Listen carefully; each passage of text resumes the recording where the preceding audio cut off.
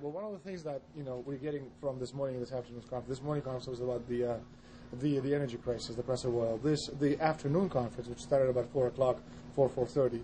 They were talking about one of the American delegates. I wasn't told who exactly it was talking about the the concern that the American citizens have had with the housing prices going down, so they're not investing that money. So what they needed to do is they needed to create the illusion that everything is going well. So what they're going to do over the next year and a half is to bring the market back up to 1998, 1999 levels. They're going to get all the suckers to invest whatever little money they have left over, and that's when they're going to make the economy bottom drop out. They need to destroy the economy because as we're running out of oil, when people don't travel, at least that's what they're saying, when people don't travel, when people don't have money, they don't travel, they don't spend any money, which means you don't waste a lot of oil and natural gas. That's the afternoon. So how does this source, just ballpark, so you have the sources of... Well, actually, there are two people who are members of the Bilderberg Club. It's actual members. They're members of the Bilderberg Club who for years and years and years have been going and participating in all the conversations. They've always been dead on, always. And last year they said the oil prices are going to go up to 150. At the time it was 39, went up to 76, basically doubled. If it doubles again, it's going to be back to where these people say. They attack Iran and will it? Year after year, Estelin and other reporters like Jim Tucker are able to report on future events with stunning accuracy, all because they know the agenda of the Bilderberg Group. The Bilderberg Group sits at the top of the world power structure. 125 of the richest and most influential individuals on the globe make up its membership. From Istanbul, Turkey to Chantilly, Virginia, we have tracked the elusive Bilderberg Group.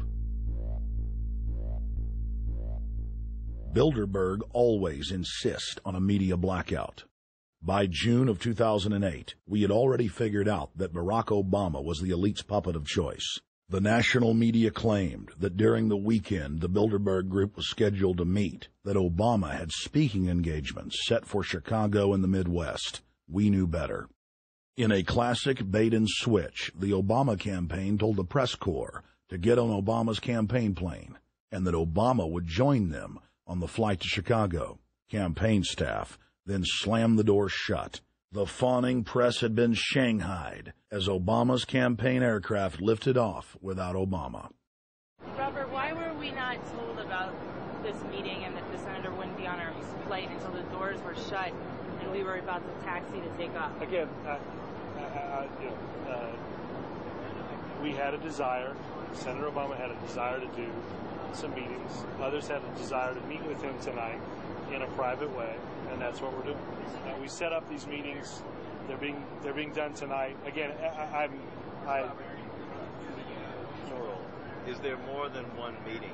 Is there more than one person with whom? I'm not going to get into all the details of the meetings. I don't know that I've got a ton more different answers for all of your questions. Obama wasn't going to Chicago. He had a meeting to attend, a secret meeting.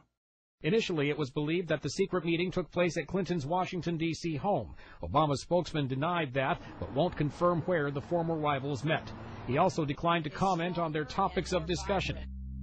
For a day and a half, the mainstream media engaged in a wild goose chase, trying to find out where Hillary and Obama had gone. 3 cover stories later, the corporate press had to admit they had no idea where the 2 candidates had gone. And to this day, Clinton and Obama aren't talking.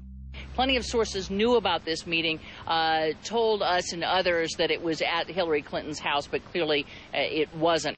In 2008, the trail led us to the Westfields Marriott Hotel, right outside Washington, D.C. We just flew into Washington, D.C. We're driving to the Westfields Marriott. Tomorrow the hotel's closed throughout the week into the weekend for the Bilderberg Group meeting. But we're going to check in the night before. They're going to kick us out tomorrow. So we're going directly into the belly of the beast. The hotel will be filled with at least 5 spy agencies. CIA, Defense Intelligence, Mossad, European Union Security. We checked into the Westfields Marriott 48 hours before hotel guests were scheduled to be thrown out ahead of the annual meeting. The building was nestled in the heart of the military-industrial complex, with the National Reconnaissance Office and Raytheon just a stone's throw away.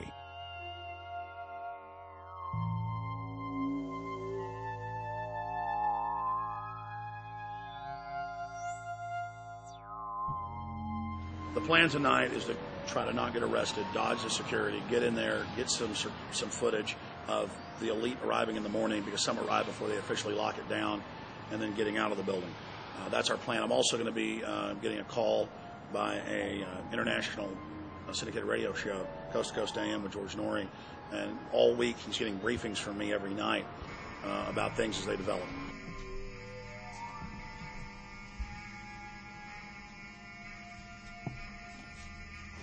George, we're sitting here in the room. As the phone rings with your producer, Tom Danheiser, to put me on, the fire alarm goes off. So everybody is exiting the building. I know this is a setup. They timed it exactly when this happened. Open the door. I want them to hear the fire alarm. Open the door. I want people to hear this live to the 16 million people listening.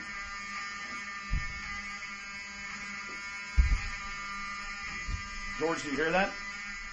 Now, they're going to use this as an excuse. The Westfields Marriott, right outside D.C. in Chantilly, they want to use this to flush us out of here. They're very upset. Everybody that covers Bilderberg, I was detained 2 years ago, interrogated, screamed at. They said Bilderberg was upset about me, wanted to stop us.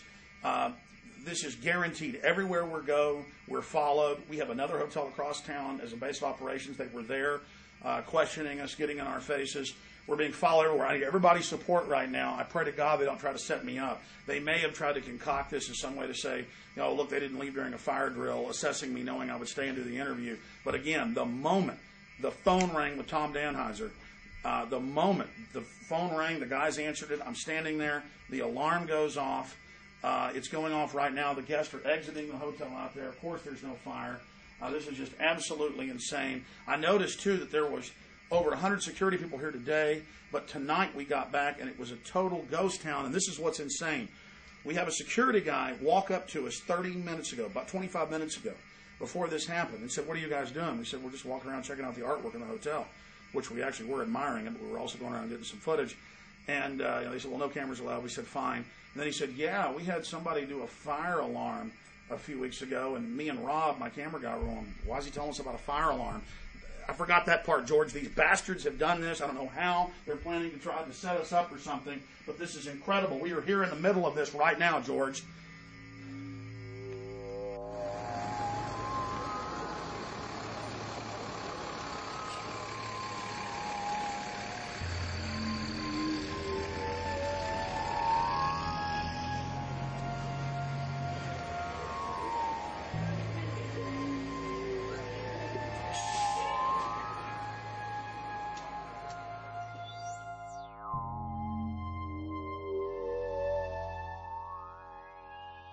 There you go. Stay there. Keep it locked.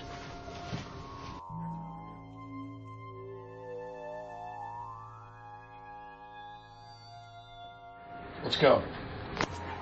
Let's get out of here now, Richard. Don't screw around anymore. We got out of here on exactly the right time. Is this the way out? Yeah.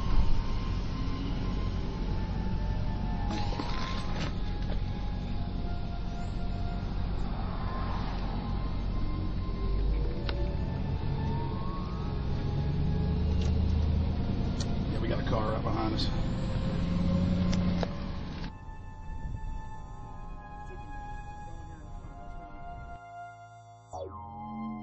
We made about, 5 turns and 6 turns, the same car's following us. Now looks like he's following us into a... He came out of Bilderberg, he came out of the Westfield. He's being a little bit subtle, but... Not too. So there he is. That's him over there in the blue green, car. yeah.